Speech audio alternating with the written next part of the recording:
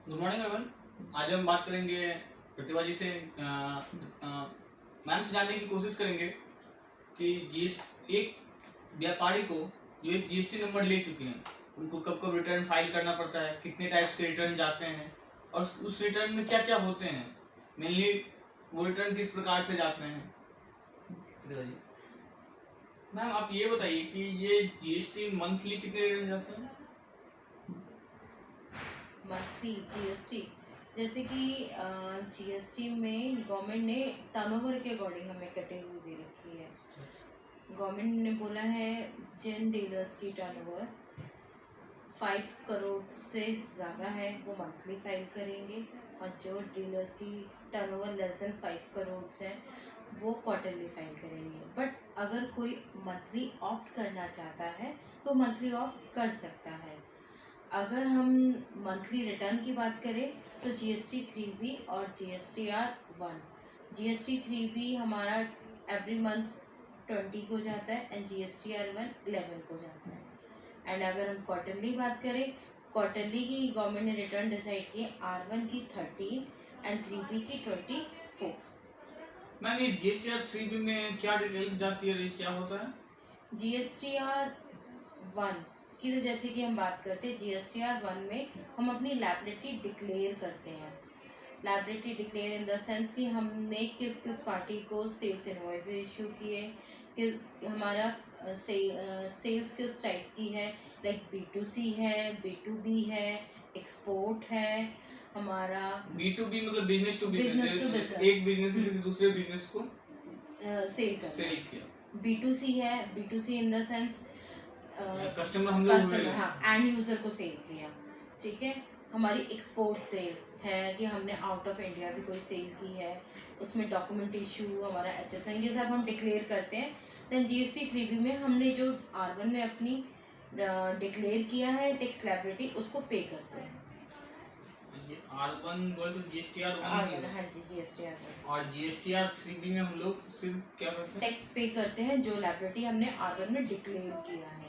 अच्छा अच्छा अच्छा अच्छा। मैम जो एक व्यापारी होते हैं अगर उनकी टर्नओवर 5 करोड़ से तो कम है और बहुत ज्यादा कम है, एटलीस्ट 1 करोड़, 1 करोड़ नहीं 50 लाख मानते हैं, छोटे से लेकर व्यापारी टायर सिटी के व्यापारी हैं, तो क्या मैम उनको क्वार्टरली करना होगा या फिर एनुअली या 6 मंथ? नहीं, वो नहीं, 6 मंथ का नहीं है। गवर्नमेंट ने आपको ऑप्शन दिया है कि लेस देन 5 CR है, आप क्वार्टरली रिटर्न फाइल करें, अपनी R1 भी क्वार्टरली फाइल करें, 3B भी अपना क्वार्टरली फाइल करें। अगर आप एक ऑप्शन ने दिया है कि आप कोई टैक्स पे करना चाहते हैं तो आप मंथली टैक्स असेस के पे कर सकते हैं, बट हमें रिटर्न क्वार्टरली फाइल करें, अभी 6 मंथ का भी नहीं आया है। अच्छा, मैम जो जो जीएसटी व्यापारी पे करते हैं, अगर इंडिविजुअल प्रोप्राइटर है वो अपने नाम पे पेन पे जीएसटी लिए हुए हैं और फिर उसके बाद मैम वो चाहते हैं उसमें जब अपना इनकम टैक्स फाइल करते हैं तो 26 AS जो आता है, तो मैम अगर उसमें जीएसटी में दिखाया है कि मेरी टर्नओवर 50 लाख है, तो इनकम टैक्स पे रिफ्लेक्ट होती है। हाँ जी, ये तो गवर्नमेंट ने एक बहुत अच्छा काम किया है। जो भी हम अपने GST 3B में जो भी हम टैक्स पे किया होता है हमारे 26 AS में रिफ्लेक्ट होता है। हमें वहाँ से हमारी रिटर्न से हमारी इनकम में क्रॉस चेक हो जाती है कि हमने 3B में इतना दिखाया है और इनकम टैक्स पे इतना है, दोनों ही आपस में लिंक होते हैं। अच्छा अच्छा, दोनों आपस में लिंक होते हैं। हाँ मतलब सिंगल विंडो सिस्टम आप कह सकते हो। सिंगल विंडो सिस्टम कह सकते हैं, बट अभी सिंगल विंडो सिस्टम हुई नहीं, नहीं मतलब हुआ आप नहीं क्या है, क्योंकि इनकम टैक्स डायरेक्ट टैक्स है और अपना GST Indirect tax indirect tax है, तो सिंगल विंडो नहीं हो सकती। गवर्नमेंट कोशिश कर रही है कि एक ही पोर्टल पे सब कुछ हो जाए। देखो आगे क्या होता है।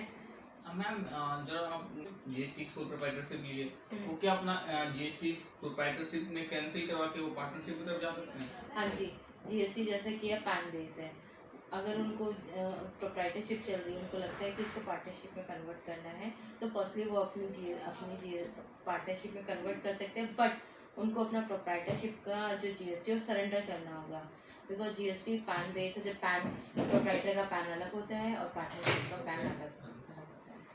मैम ये जो अगर हम कैंसिलेशन खुद से कर रहे हैं, सरेंडर नहीं कर रहे, कैंसिलेशन खुद से कर रहे हैं, तो मैम क्या सिर्फ सेम पेन पे तो आई थिंक जीएसटी फिर नहीं इशू मिल जाएगा।